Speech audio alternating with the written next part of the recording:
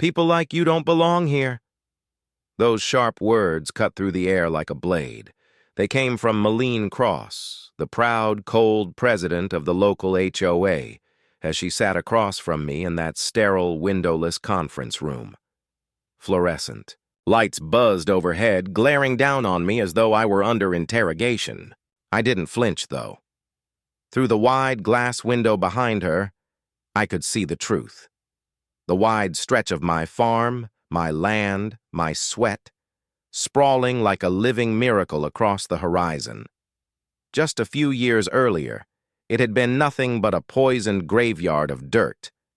Now it fed thousands. But Malene didn't see rebirth. She saw something she wanted to control, or take away. To understand why she and her polished circle wanted to strip me of everything I'd built, I need to take you back, to the very beginning. To the day I first set foot on that cursed earth and decided, against all reason, to make it mine. It was along the shores of Lake Pinewood, Colorado. 50 acres of barren wasteland stretched before me, as if the earth itself had given up on living. The ground crunched under my boots, brittle grass breaking apart like fragile bones, reaching up to my knees like skeletal fingers. A sour, metallic smell lingered in the air, heavy and stagnant, like something long dead refusing to leave. I was 42 then. Caleb Morgan, once a tech engineer in Silicon Valley, a man who had made money and lost meaning. My wife Emily had died of cancer, and with her went every ounce of joy I had left. When I walked away from that glittering world of apps, meetings, and endless pressure, I wasn't chasing success anymore. I was chasing peace, or maybe punishment. The land broker had told me it was 20 cents per square foot. Dirt cheap, too cheap. I should have known better, but grief makes you reckless. It makes you gamble on things no sane man would touch. Standing there, staring at that lifeless dirt, I realized it was more than land. It was a mirror. I saw my own reflection in it, broken, stripped bare, poisoned by loss. But maybe, just maybe, it was exactly what I needed. That's when Tom Bradley walked up. A weathered man in his 70s, his walk was slow, deliberate, the kind of pace carved into a body by decades of farming under the sun.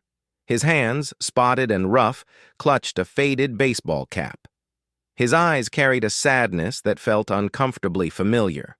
"Son," he said, his voice heavy, "I hate to be the bearer of bad news, but you need to know what you're standing on." He gestured around us, toward the dead soil. This was Apex Mining's copper extraction site. 15 years ago, they stripped the land, pumped it full of chemicals, then abandoned it when it was worthless, left it poisoned. Nothing grows here anymore. That's why it's cheap. No one in their right mind touches poisoned earth. His words should have been enough to scare me off. Instead, that evening, I locked myself in with stacks of records, scouring court filings and environmental reports. I studied with the same obsessive energy that once made me successful in tech. What I uncovered made my blood run cold. Apex Mining had destroyed more than land. They'd destroyed lives. Multiple lawsuits had been filed by families, farmers, even the state itself. Yet every case had quietly disappeared, each one swallowed up by a faceless law firm no one seemed to know. The evidence was buried just as deep as the toxins in the soil. The price tag finally made sense. This wasn't just cheap land, it was a liability, a stain no one wanted to touch. But where most people would see despair, I felt something I hadn't felt since Emily's last days. Excitement. For the first time in years, I wasn't just existing. I was alive with purpose. My years in biotechnology, startups had taught me that impossible often just meant not tried hard enough. Where others saw a poisoned grave, I saw a challenge. Emily's words echoed in my memory. "Create something that will outlive us both, honey." And standing there, ankle deep in that dead dirt, I finally understood. This wasn't about buying land. This was about resurrection, of soil, of hope, of myself. 3 days later, while walking the boundary with a handheld GPS, I met her, Malene Cross. She arrived in a sleek black BMW that looked as though it had been polished that very morning. She stepped out in a tailored suit that probably cost more than most people's mortgage payments. Her eyes scanned the land like a hawk sizing up prey. "I'm Malene Cross," she said, extending a hand with a smile that was all teeth and no warmth. "I represent the lakefront community's interests." Her voice was honey on the surface, steel underneath. I shook her hand, playing the part of the naive retiree. She warned me about the challenges of building out here. The way she said it felt less like advice and more like a threat. I smiled, told her I was just a hobbyist, planning to grow a few vegetables for fun, but inside, I was already cataloging her. The license plate of her BMW, the way she lingered near the lake access, eyes narrowing as if she were already planning her claim. In Silicon Valley, I'd learned that information was power. Malene Cross radiated the kind of power that came from getting her way, and I knew she was a threat I couldn't ignore. As her BMW disappeared down the gravel road, I noticed Tom Bradley again, watching from his property line. He walked over slowly, his expression grave. "That woman," he said quietly, "ain't no community representative. 3 years back, she took my family's home. Used every trick in the book. Legal, financial, political. Until we couldn't fight anymore. You'd better be careful, son. She's ruthless." The way he said it, low and steady, with the weight of loss in his voice, sent a chill through me sharper than the Colorado mountain air. 6 months later, my land looked unchanged from the outside. But in reality, it was becoming something entirely different. In one corner stood what seemed like a plain gardener's shed. In truth, it was my laboratory, a carefully disguised high-tech hub of soil resurrection. Inside, I had built a composting system that blended kitchen waste with native fungi I'd collected from nearby forests. I called it resurrection soil. The process was delicate, requiring precise control of temperature, humidity, and pH. Tiny sensors I'd custom built, hidden in objects that looked like decorative rocks, fed me data 24/7. To any visitor, it was just a shed. To me, it was a lifeline. What happened next was nothing short of miraculous. The dead soil began to live again. Microbial density skyrocketed, up by 300%. Invisible armies of life were healing the poisoned ground, but I knew to keep quiet. Everything I built was designed to vanish into the landscape, to stay invisible. My compost tanks looked like water barrels. My shed looked like a tool shed. My strategy was stealth. Always stealth. By the 72nd day of the compost cycle, I could feel it. The ground itself was breathing again. And then came Professor Michael Thompson from Colorado State University. Word had traveled, whispers through the academic grapevine. He arrived one crisp October morning, silver-haired, full of cautious excitement. He knelt down, scooping up, a handful of my restored earth, letting it run through his fingers like precious stones.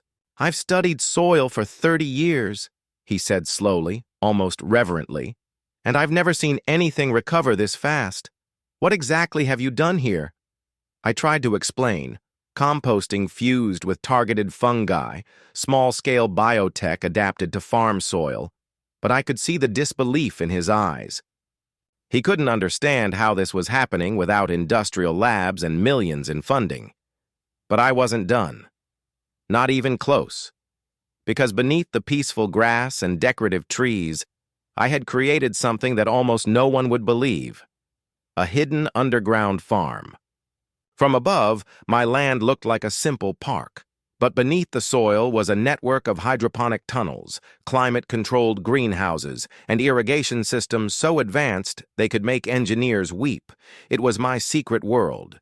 Visitors could stroll across the grass, never knowing that under their feet, vegetables and fruits were thriving in a silent, hidden labyrinth.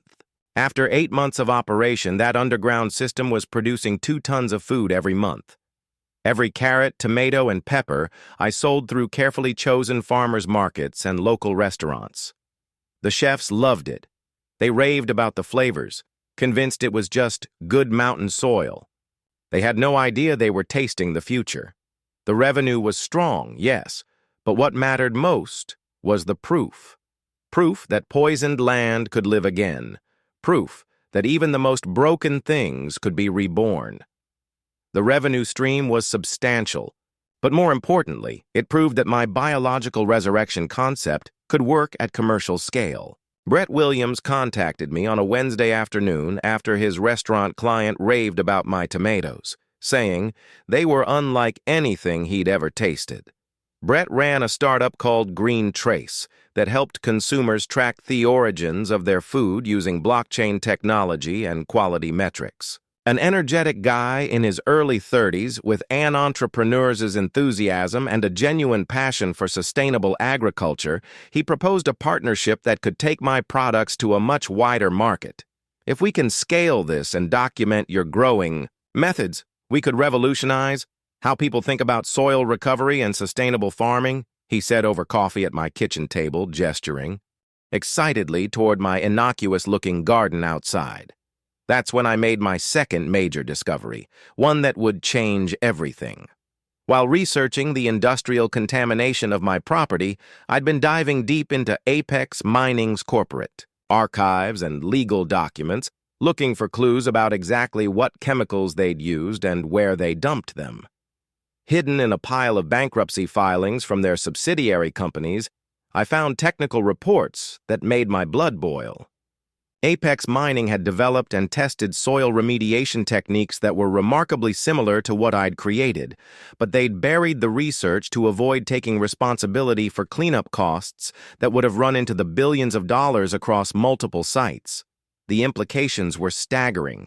Not only had Apex Mining known how to fix the environmental damage they'd caused, but they'd actively suppressed that knowledge to protect their bottom line.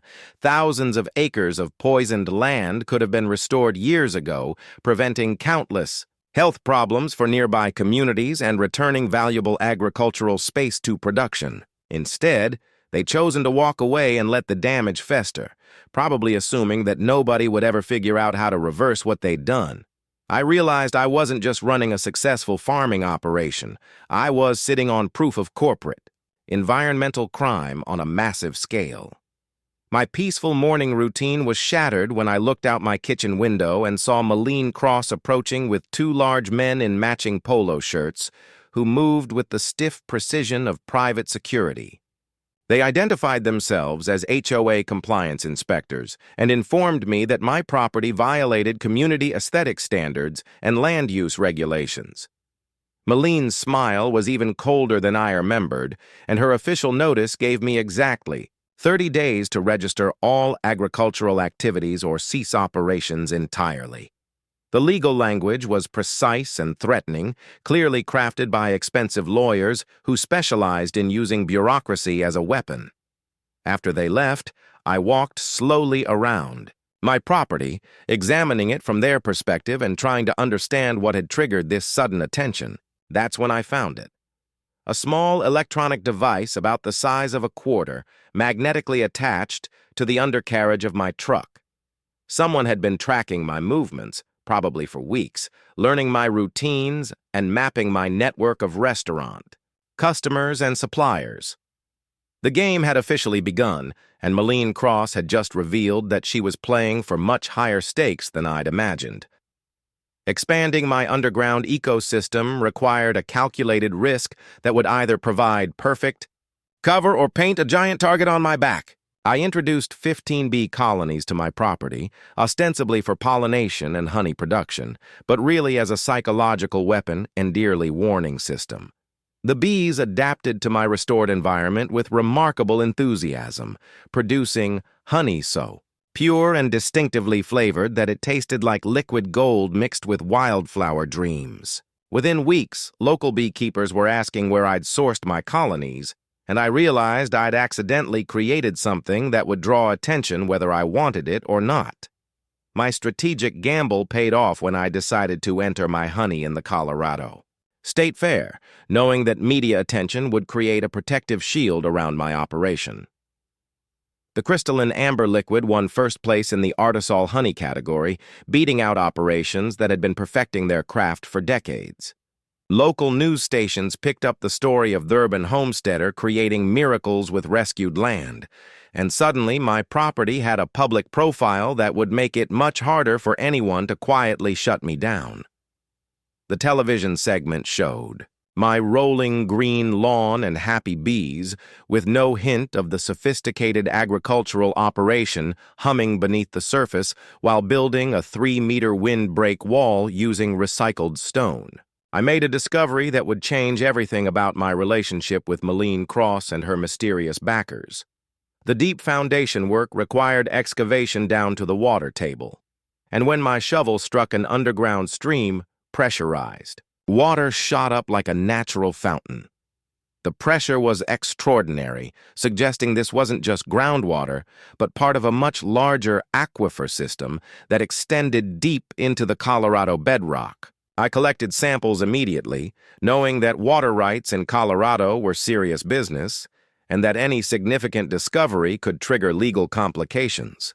The laboratory analysis results made me sit down hard in my kitchen chair and read the report 3 times before believing what I was seeing. This was ancient mineral water formed over 10,000 years ago, containing a cocktail of rare minerals that were typically found only in legendary European healing springs. The National Health Institute confirmed that the mineral composition had documented therapeutic properties, potentially making this water as valuable as liquid platinum. I was sitting on a natural resource that could generate millions of dollars in revenue.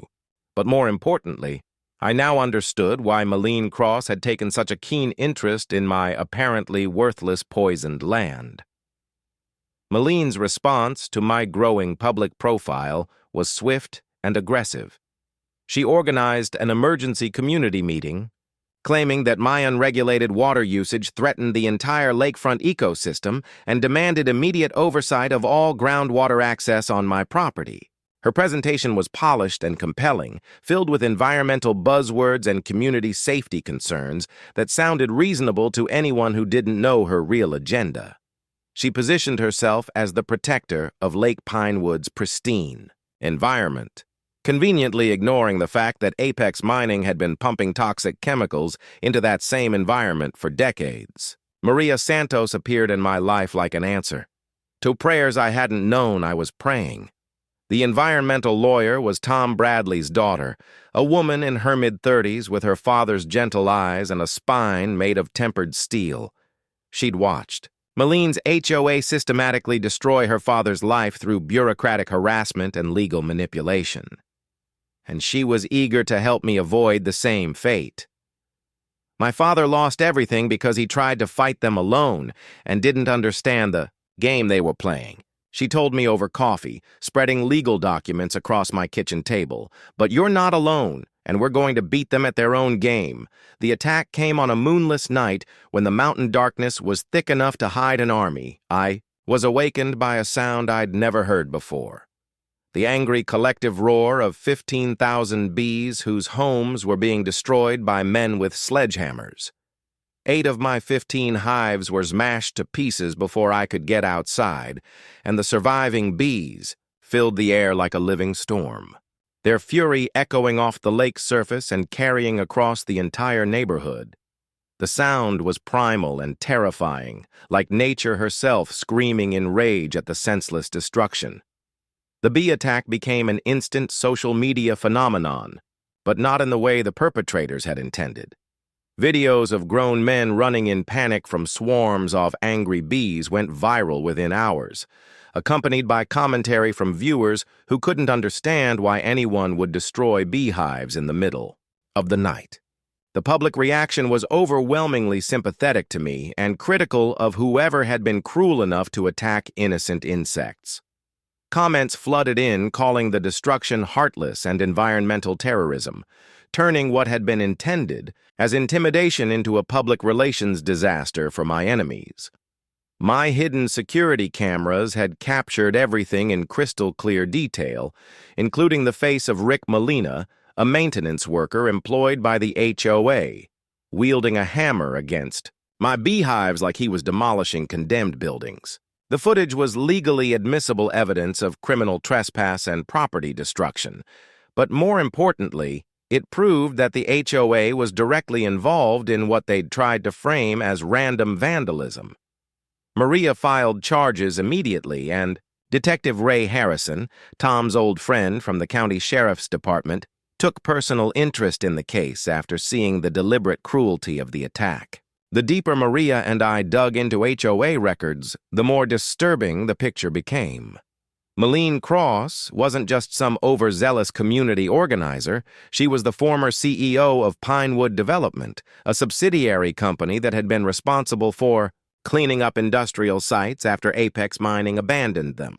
The connections were becoming clear, but the implications were staggering.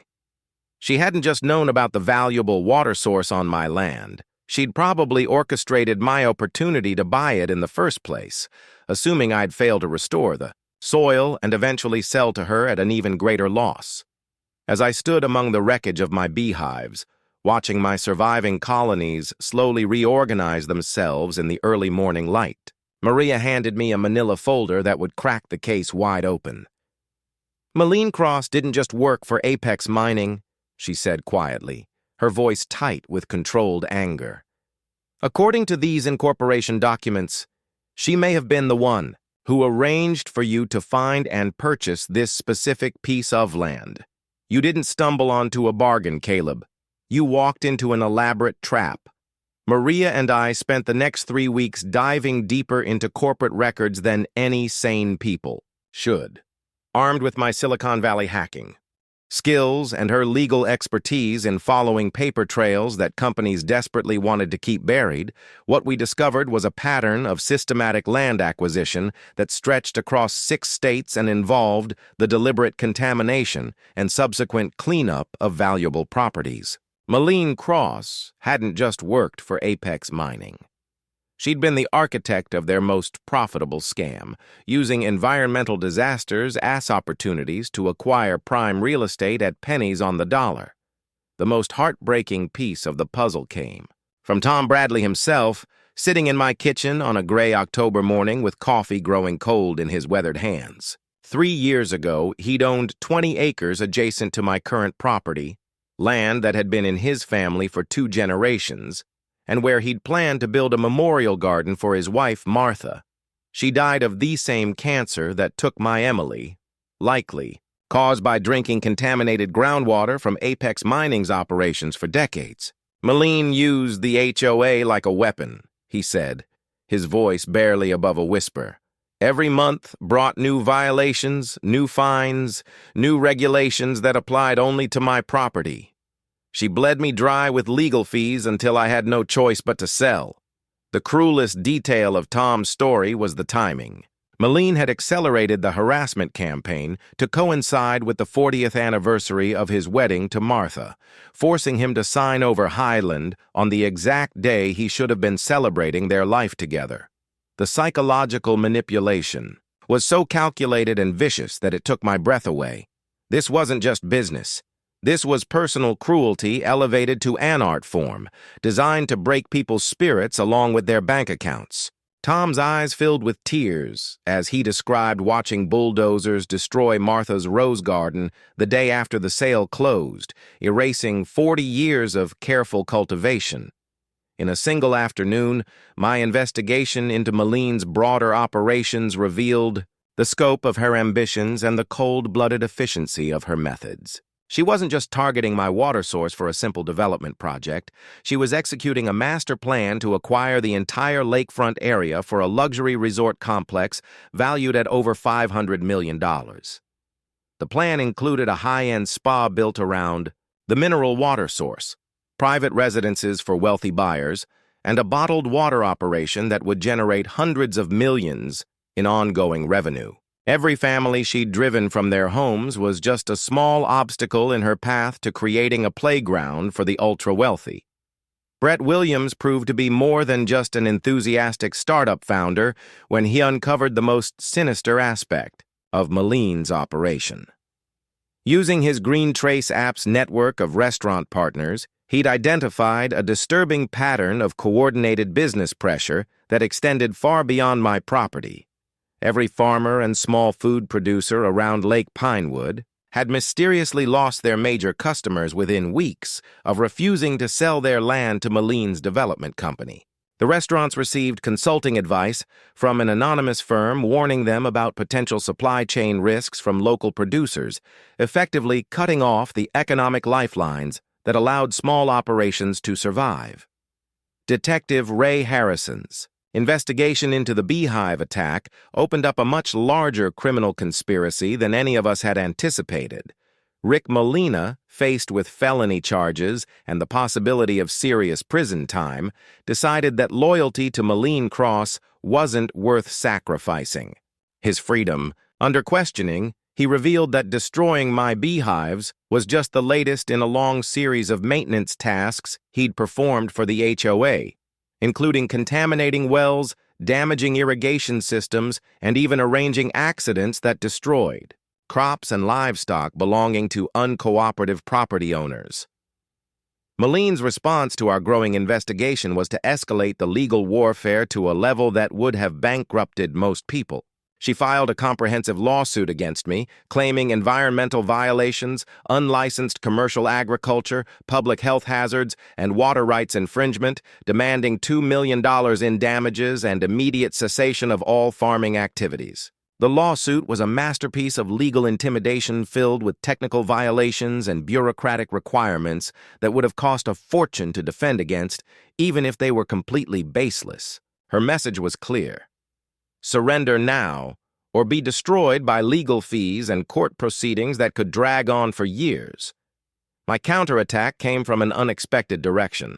Thanks to a connection that Brett had cultivated without my knowledge, Jessica Harper, an investigative journalist from the Denver Post, had been tracking corporate land grabs across Colorado for a series on environmental justice. When she saw the viral bee attack videos and started digging into the background story, she uncovered evidence that Maline had used identical tactics to seize over 50,000 acres of valuable land in 10 different states over the past decade.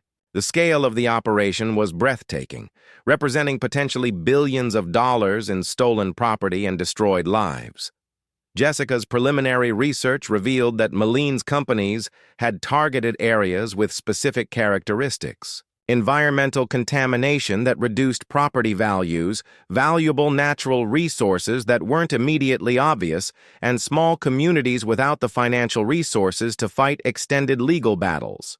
The formula was ruthlessly efficient, combining legitimate environmental concerns with manufactured crises to create situations where landowners had no choice but to sell at massive losses. Families who had owned property for generations found themselves branded as environmental criminals and forced into bankruptcy by endless legal harassment. The most chilling aspect of Jessica's investigation was discovering that Maline's operation wasn't limited to land acquisition. In several cases, property owners who had refused to sell despite years of pressure had died in accidents that were never properly investigated, allowing their heirs to be pressured into quick sales while grieving and overwhelmed by legal complexities. The deaths looked random, but the pattern was unmistakable once you knew what to look for. Single car accidents on remote roads, house fires with mysterious electrical causes, and heart attacks, and previously healthy individuals who happened to be under extreme legal and financial stress. As I absorbed the full scope of what we were up against, my phone rang at midnight with a call that made my blood freeze. The voice was electronically distorted, but the message was crystal clear. Stop digging or you'll have the same accident as your wife. The line went dead before I could respond, leaving me alone in my kitchen with the horrible realization that Emily's cancer might not have been the random tragedy I'd always believed it to be. The Geological Survey team from Colorado State arrived at dawn with equipment that looked like it belonged on a NASA mission. their truck loaded with ground-penetrating radar and core-sampling tools that could map underground water systems with incredible precision. Dr. Patricia Kennedy, the lead hydrologist, had agreed to expedite the survey after Jessica Harper's article caught the attention of the State Environmental Protection Agency. What they discovered beneath my property made even these seasoned professionals stop and stare at their instruments in disbelief. The mineral water source I'd accidentally tapped wasn't just connected to a larger aquifer.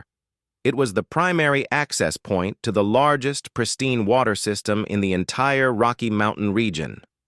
With reserves estimated to be worth over $2 billion at current market prices, the scope of Maline's true agenda became crystal clear when Jessica Harper's investigation uncovered a confidential contract hidden in offshore banking records that required skills I'd learned during my tech days to access.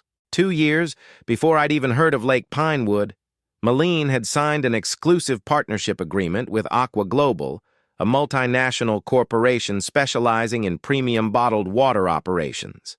The contract laid out a comprehensive plan to acquire mineral water rights across Colorado through shell companies and legal manipulation, with projected profits of $800 million over the first decade of operation. Every family she'd driven from their homes, every farm she'd destroyed, every life she'd ruined had been calculated steps toward this massive payday. The connection between Apex Mining and Maline's water operation revealed a level of criminal conspiracy that stretched back decades and involved systematic environmental destruction on an almost unimaginable scale.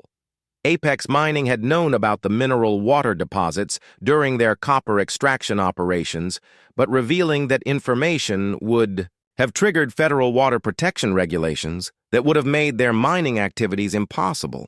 Instead, they deliberately contaminated the surface areas to discourage settlement and keep their secrets safe, planning all along to return later and claim the water rights after the statute of limitations had expired on their environmental crimes. Tom. Bradley's revelation about his wife Martha's death added a deeply personal dimension to our fight that transformed it from a property dispute into something approaching a holy war. Martha hadn't just died from cancer. She died from drinking contaminated groundwater that Apex Mining had poisoned decades earlier, knowing full well that it would eventually kill the people who depended on local wells for their water supply. "If we let them get away with this," Tom said, his voice shaking with barely contained rage, "there will be dozens more graves in the Lake Pinewood Cemetery, and all of them will have Maline Cross's fingerprints on the headstones." The stakes of our battle suddenly became clear in a way that made my previous concerns seem trivial by comparison. If Maline succeeded in her plan, it wouldn't just mean losing my farm or even displacing the 200 families who still lived around the Lake Aqua. Global's industrial water extraction operation would drain the entire aquifer system within 20 years, destroying the ecosystem that had taken centuries to develop and leaving behind an environmental wasteland that would take generations to recover. The pristine lake that had attracted people to this area for over a century would become a toxic pond surrounded by abandoned buildings and dead trees, a monument to corporate greed and regulatory capture. Brett and I decided to launch our own version of total warfare. But instead of using lawyers and legal harassment, we would weaponize transparency and public opinion through his Green Trace platform. Our Save Pinewood Waters campaign was designed to look like a grassroots environmental movement, but it was actually a sophisticated data-gathering operation that would expose the full scope of Maline's criminal enterprise. Within 48 hours of launching the campaign, over 5,000 people had downloaded the app and begun testing water quality in their neighborhoods, creating a real-time map of environmental damage that stretched across 3 counties. My most strategic gamble was deliberately leaking false information about my intentions, designed to make Maline overconfident and careless in her final push to eliminate me as a threat. Through carefully planted conversations in social media posts, I spread the story that I was overwhelmed by the legal pressure and planning to sell my property and leave Colorado entirely. The goal was to convince her that victory was so close she could afford to take shortcuts and make mistakes that would expose her to criminal prosecution. Maria was horrified by the risk I was taking, but she agreed that forcing Malene to reveal her hand completely was our best chance of gathering the evidence we needed to destroy her. The response to our water testing campaign exceeded every optimistic projection we'd made, revealing a pattern of contamination so extensive and deliberate that it constituted a crime against public health on a massive scale. Families across the region discovered that their well water contained industrial chemicals that had been banned for decades, while areas controlled by Malene's shell companies showed contamination levels that should have triggered federal emergency responses years earlier. The data we collected wasn't just evidence of environmental neglect. It was proof of systematic poisoning designed to force people from their homes and clear the way for corporate development. Detective Harrison's investigation took a dark turn. When Rick Molina's confession revealed activities that went far beyond simple property damage and ventured into the realm of attempted murder. Under immunity from prosecution, Molina admitted to deliberately contaminating the water supplies of 3 families who had refused to sell their properties using industrial solvents that caused immediate health problems serious enough to require hospitalization. 2 elderly residents had been treated for chemical poisoning that doctors had initially attributed to accidental exposure, never suspecting that their symptoms were the result of deliberate sabotage designed to terrorize them into abandoning their homes. Malene's desperation became apparent when she filed an emergency injunction with the state court, demanding immediate cessation of all my farming activities and claiming that my water usage constituted an imminent threat to public health and safety. The legal filing was rushed and sloppy, filled with technical errors and procedural mistakes that revealed how rattled she'd become by our investigation. Maria recognized the filing as exactly the kind of overreach we'd been hoping to provoke, and she immediately began preparing a countersuit that would expose Malene's entire operation to public scrutiny through the discovery process. The intervention of Colorado's governor changed the entire dynamic of our conflict, elevating it from a local property dispute to a state-level criminal investigation with federal implications.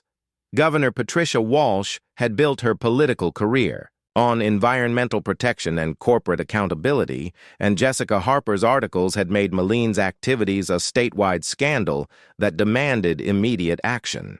Within hours of the governor's public statement, the FBI opened a formal investigation into large-scale environmental crimes and racketeering activities centered on Lake Pinewood, with agents arriving to secure evidence and interview witnesses.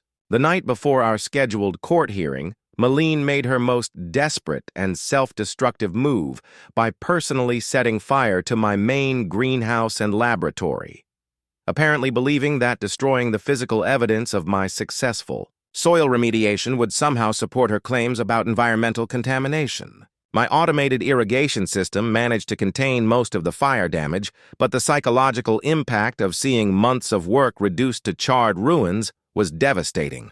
However, her arrogance proved to be her downfall when she dropped her engraved lighter in the ashes, providing Detective Harrison with physical evidence that placed her at the scene of the crime and giving us the final piece of evidence we needed to destroy her in court. The Colorado State Courthouse felt like a gladiatorial arena on the morning that would determine the fate of everything I'd built. With Judge Martha Williams presiding over what had become the most closely watched environmental case in state history, Malene arrived with an intimidating parade of expensive suits from Denver's most prestigious corporate law firm, their leather briefcases and confident smirks, suggesting they viewed this as just another routine victory over a naive idealist who'd gotten in over his head. I sat beside Maria Santos, who had spent the previous 3 sleepless nights preparing what she called our nuclear option, a legal strategy so comprehensive and devastating that it would either completely vindicate us or destroy any chance we had of avoiding complete financial ruin. Maria's opening move was to reveal that for the past 3 months, she'd been working undercover as a cooperating witness with the FBI's Public Corruption Unit, wearing recording devices and gathering evidence under the protection of a federal court order that had granted her unprecedented access to confidential banking records and corporate communications.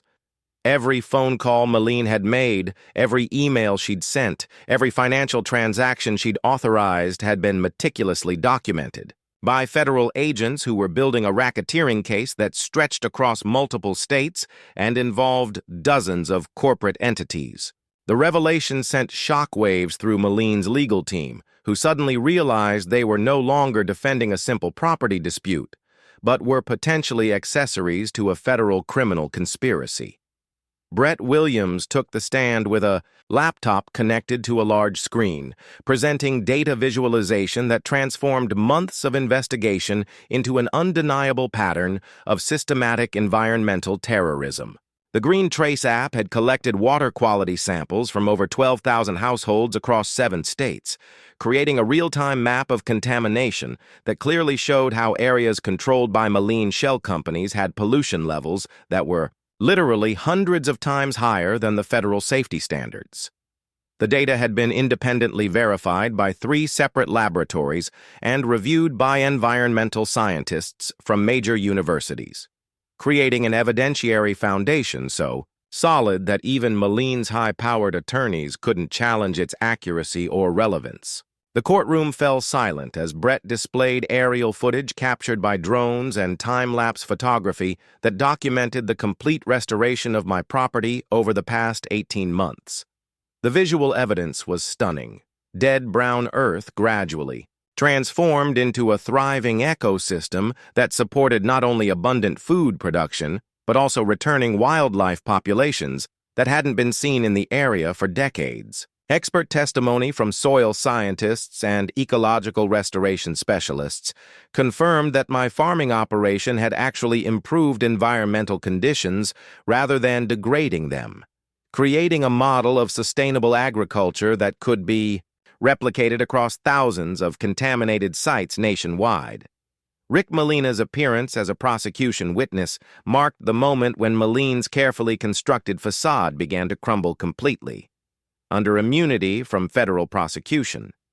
He provided detailed testimony about a criminal enterprise that extended far beyond property harassment and included systematic poisoning of water supplies, the deliberate contamination of agricultural land, intimidation campaigns designed to terrorize elderly residents, and even planning sessions where Malene had discussed arranging accidents for property owners who refused to cooperate with her demands. His testimony was supported by photographs, audio recordings, and financial records that documented payments for activities that constituted federal crimes punishable by decades in prison. The most devastating evidence came in the form of secretly recorded conversations between Malene and Aqua Global executives that Maria had obtained through the FBI's wiretapping operation. In crystal clear audio that filled the hushed courtroom, Malene's voice could be heard discussing strategies for eliminating stubborn residents by whatever means necessary and bragging about her success in clearing problem properties through targeted health crises that look completely natural. The recordings revealed a level of callous disregard for human life that shocked even seasoned law enforcement officers who'd heard similar conversations in organized crime investigations. Judge Williams's reaction to the evidence was swift and decisive, immediately ordering Malene's arrest on charges that included arson, conspiracy to commit murder, environmental terrorism, racketeering, and operating a criminal enterprise designed to defraud property owners across multiple states. The courtroom erupted as federal marshals moved to place Malene in handcuffs, while her attorneys scrambled to process the complete collapse of what they had expected to be a routine civil proceeding. The transformation from confident corporate predator to desperate criminal defendant happened so quickly that Malene seemed unable to comprehend that her decades of carefully planned crimes had been exposed in a single morning. Outside the courthouse, hundreds of supporters had gathered in what had become a spontaneous celebration of justice for victims of corporate environmental crimes. The crowd included families from 7 different states who had lost their homes to Malene schemes, environmental activists who had been fighting similar battles across the country, and residents who had finally seen proof that their health problems were the result of deliberate poisoning rather than random misfortune. The scene was captured by national news crews who had descended on Lake Pinewood to cover what was being called the largest environmental justice victory in decades. The financial collapse of Maline's criminal empire was as swift and complete as her legal downfall. With Aqua Global's stock price plummeting 60% within hours of the court proceedings, as investors realized the company had been built on a foundation of systematic fraud and environmental terrorism, the Pinewood Hills HOA was dissolved by emergency court order, while federal agencies began the process of seizing assets and freezing bank accounts associated with dozens of shell companies that had been used to launder money and hide the proceeds of land fraud operations. The scope of the financial crimes was so extensive that recovery efforts were expected to take years and involve cooperation from international banking authorities. Tom Bradley's vindication came in the form of a community-fueled effort to restore his family property. With over 200 local families contributing money and volunteer labor to rebuild the memorial garden that Maline had destroyed, the project became a symbol of community resilience and a testament to the power of ordinary people working together to resist corporate intimidation and environmental destruction. Tom's emotional speech at the garden's dedication ceremony, where he spoke about his wife Martha's love for the land and her dreams of leaving something beautiful for future generations, moved many attendees to tears and crystallized the human cost of Maline's crimes. The media attention surrounding our victory transformed what had begun as a personal property dispute into a national conversation about corporate accountability and environmental justice. I found myself invited to appear on major television programs and speak at conferences about sustainable agriculture and community resistance to corporate land grabbing. The story resonated with audiences across the country who were facing similar pressures from developers and corporations seeking to exploit environmental disasters for profit, turning our specific legal victory into inspiration for broader social and political change. Maline's sentencing hearing 3 months later provided a sobering conclusion to the criminal case, with Judge Williams imposing a 25-year federal prison sentence and ordering the forfeit of over $100 million in assets that would be used to compensate the more than 500 families who had been victimized by her. The sentence was among the harshest ever imposed for environmental crimes in federal court, reflecting both the scope of the criminal enterprise and the judge's determination to send a message that corporate environmental terrorism would not be tolerated in her jurisdiction. As I stood in my restored farm on the evening after Maline's sentencing, watching the sun set over Lake Pinewood's crystal-clear waters, I received an unexpected piece of mail that reminded me that our victory, while complete, might be only the beginning of a much larger battle. The letter, postmarked from Zurich, contained an elegant business card and a message written in perfect English. Congratulations on your recent legal success. We represent certain international interests that would be very interested in discussing global expansion opportunities for your innovative agricultural methods. We will be in contact soon. The implications were clear, and I realized that while we had won this battle, the war for environmental justice and community control over natural resources was far from over. 1 year after Maline's conviction, my property had been transformed into something I never could have imagined during those early days of soil testing and underground farming experiments. The Pinewood Regenerative Center now occupies 200 acres of restored land and serves as North America's largest research facility for sustainable agriculture and environmental restoration. Universities from 15 countries had established research. Partnerships with us, while tech startups and nonprofit organizations collaborated on projects that were scaling our soil remediation model to damaged ecosystems around the world. The transformation was so complete that visitors often struggled to believe this thriving complex had once been a toxic wasteland that nobody wanted to touch. Brett's Green Trace platform had evolved from a simple food tracking app into a global network with over 2 million users who were creating real-time maps of environmental health and sustainable food production across 6 continents. The data we collected was being used by government agencies, environmental organizations, and community groups to identify pollution sources, track corporate environmental crimes, and document successful restoration projects that could be replicated elsewhere. What had started as a defensive tool to protect my farm had become a powerful weapon for environmental justice that was exposing corporate criminals and empowering communities to fight back against environmental destruction. The personal transformations of our core team were just as dramatic as the physical changes to the landscape around Lake Pinewood. Tom Bradley had found a new purpose as the Scent's Community Outreach Director, teaching gardening and soil restoration techniques to elderly residents and at-risk youth from urban areas who came to learn about sustainable agriculture. His weathered hands, which had once seemed destined only for grief, now guided young people through the same soil restoration techniques that had saved my farm, passing on knowledge that would help heal damaged land for generations to come. The memorial garden he'd built for Martha had become a pilgrimage site for families affected by environmental crimes, a place where healing and hope grew side by side.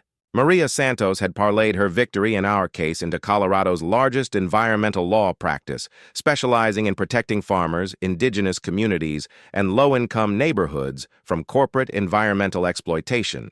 Her firm had won major settlements against polluting industries and had successfully defended dozens of small landowners against the kinds of legal harassment that had once threatened to destroy my operation.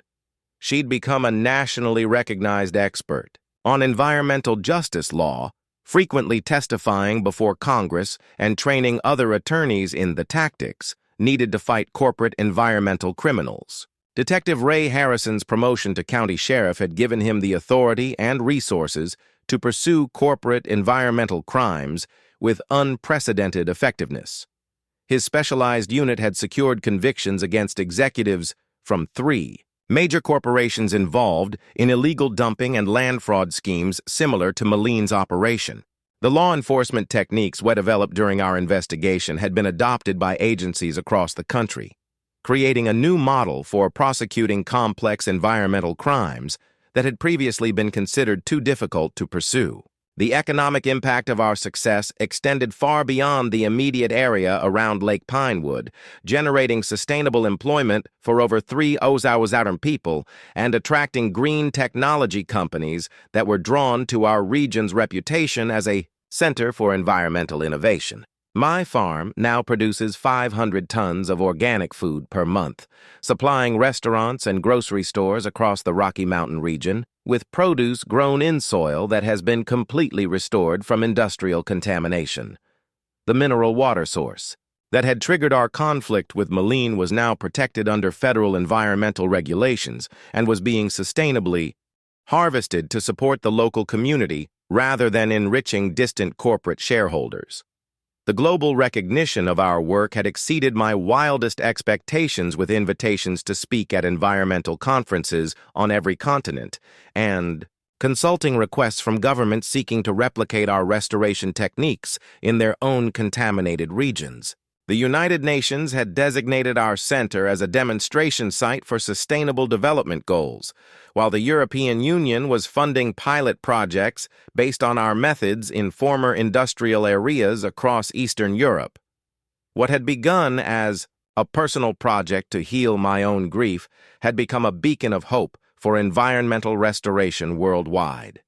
The symbolic power of our success was embodied in the hundreds of thousands of bees that now thrived across our restored landscape, their populations having recovered so completely that they'd become living ambassadors for the regenerative agriculture movement. Pinewood honey had achieved premium status in gourmet food markets, with 100% of profits reinvested in environmental restoration projects and community education programs. The sight of healthy bee colonies thriving in soil that had once been poisoned by industrial chemicals provided powerful visual proof that even the most damaged ecosystems could be brought back to life with the right combination of science, determination, and community support. During the second anniversary celebration of our legal victory, I found myself standing beside Emily's grave with a jar of our first honey, finally able to fulfill the promise I'd made to create something that would outlive us both. Em, you should see what we've built, I whispered, placing the golden jar on her headstone. It's not just a farm anymore. It's proof that love and determination can heal even the deepest wounds, whether they're in the soil or in the human heart. The tears that came were tears of gratitude rather than grief, marking the completion of a journey that had transformed tragedy into triumph and despair into hope. The next generation of environmental restoration was already taking shape through our internship and education programs, with students from over 100 universities gaining hands-on experience in sustainable agriculture and environmental justice advocacy. Among our most promising interns was Emma Bradley, Tom's granddaughter, who had grown from a traumatized child who'd lost her family home into a brilliant agricultural engineer with revolutionary ideas about scaling restoration techniques to address climate change impacts. Her presence represented the continuation of our mission beyond any individual lifetime, ensuring that the work we'd started would continue growing long after we were gone. The announcement of Project Phoenix represented our most ambitious expansion yet, a commitment to restore 100,000 acres of contaminated land worldwide over the next decade with support from 20 national governments and major international development organizations. The project would create employment for thousands of people while demonstrating that environmental restoration could be economically sustainable and socially transformative. We'd proven that it was possible to turn environmental disasters into opportunities for community empowerment and economic development. The mysterious letter from Switzerland had led to the discovery of an international consortium of extractive industries that were attempting to commercialize and control sustainable restoration technologies for their own profit. Rather than feeling threatened by this development, I saw it as validation that our work was important enough to attract the attention of global power brokers. This might be just the beginning of a much larger battle, I told the assembled crowd a tour anniversary celebration. But this time, we're not fighting alone, and we're not fighting defensively. We're part of a worldwide movement that's proving ordinary people can create extraordinary change when they work together. My closing words to the celebration crowd captured the essence of what we'd accomplished and the vision that would guide our future efforts.